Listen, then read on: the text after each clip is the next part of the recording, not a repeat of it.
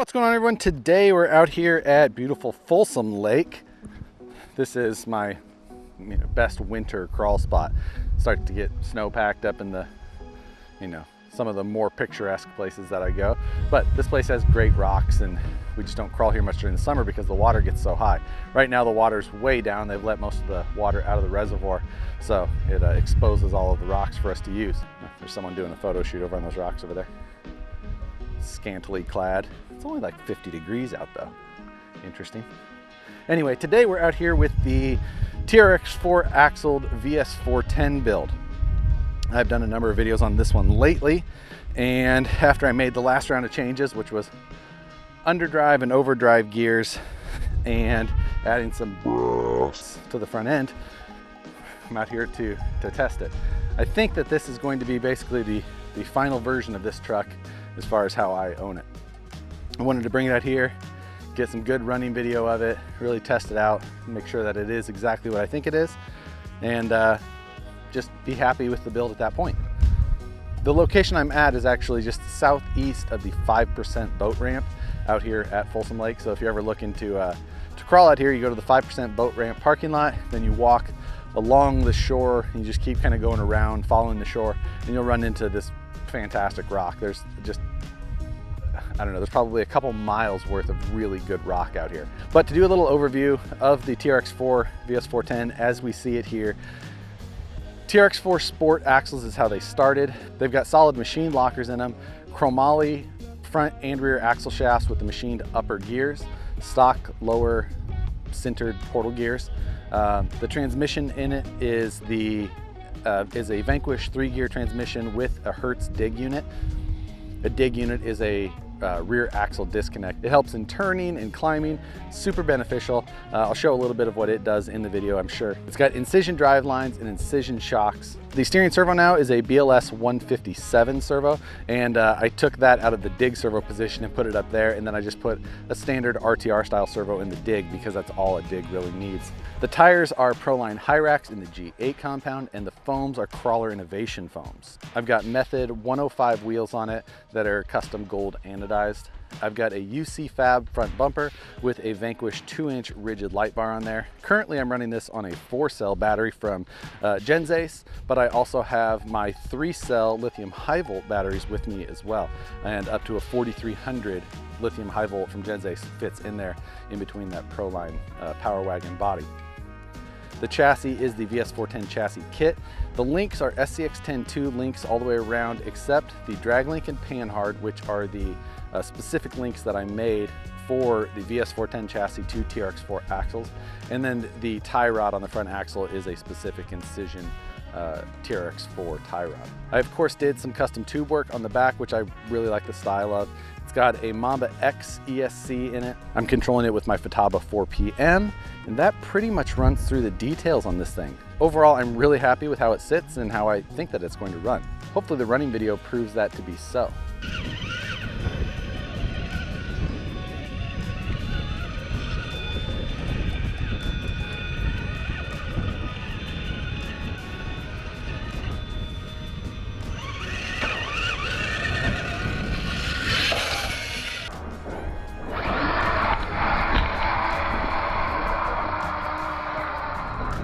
So I have plans of shooting like a dedicated video on just like how to use a dig or where digs can be useful, things like that. But since I'm filming this running video now, I'll just do like a shortened version of that and just kind of show you, for those of you who haven't ran a dig or maybe don't understand how useful it can be, or maybe have used a bad one and one that doesn't reliably lock and unlock under power, then this may show you that it can be a very powerful tool, especially when one is set up correctly or is designed correctly. So we're just going to run through a handful of scenarios here. I'll show you some of the uses for it. There's a ton of situations that are specific and can be very helpful, but these are just a small number of them. So the first and most basic use of a dig is a tight turning circle. So in this case, we're currently in 4-wheel drive, as you can see here. And at this point you can see rear tires won't spin. Now if I just turn hard one direction and hit the throttle, You can see there it turns tight around. Now, of course, I'm on a slope and this is a sandy situation, so it's gonna slip a little bit. On super high bite areas, it may just turn around pivoting on one tire. All just depends on terrain. All right, so here's the next situation. You can come up to a ledge like this and pull up in four-wheel drive. And then maybe when you're to this point, you can go to a lock position and allow that front tires to kind of bite in, loading your suspension down. And then while you're still under power in two-wheel drive, and you can feel the front tires starting to grab, engage four-wheel drive and allow it to pull you up.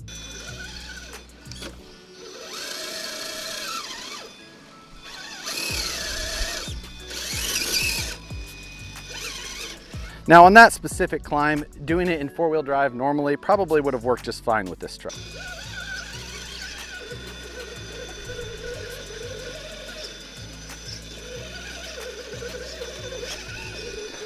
Well, it maybe struggled a little bit more and the dig was probably helpful in that situation. Again, this terrain right now is sandy and wet. So the next scenario we can use it in is a descent. Now we've got this big drop off right here in front of me. And oftentimes with a truck, especially a truck that has a forward weight bias, coming off of something steep, you may want to flip end over end.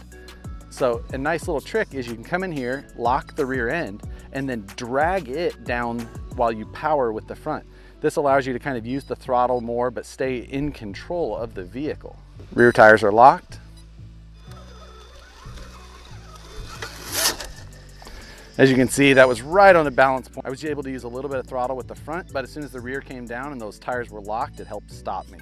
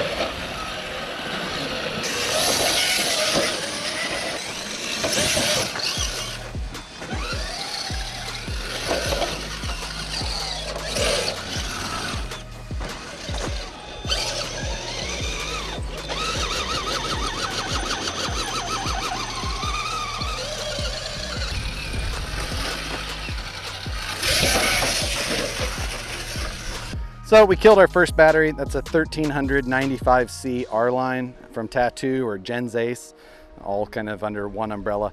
But that's what I've been running. That's a 4-cell, so that's what we were running all day. I'm gonna switch now to my other pack, which is only a 3-cell, but it's a lithium high volt, and that is this Gen's Ace Adventure Pack, which is a 4300. Something else I installed last night was actually this little XT60 clamp. You can see it bolts right in. I made a little adapter plate and then it bolts to it. So now my power lead from my ESC is hard mounted in there. So I can take my battery connector and do one-handed installs or plug and unplug. Pretty nice little piece. I got it from A-Main. I think it's like $6, but easy and handy. So we will have a little less wheel speed now with that 3-cell versus the 4-cell. Overall, I am enjoying the truck. It's a fun build. The portals have a ton of clearance. You never really hit them. That's always nice. Of course, they are a little bit higher center of gravity. Can definitely feel that the truck is a little heavier than the last times that I was driving it, but that's fine. It's still pretty planted. Having overdrive and underdrive gears installed is pretty extreme on this type of thing. I think it would still make a good. It's still something that'll be fine for a trail rig with a motor like I'm running, which is the Holmes Hobbies 2700 kV Polar Pro. But if you were running brushed, I don't know that it's something I would suggest for a trail rig.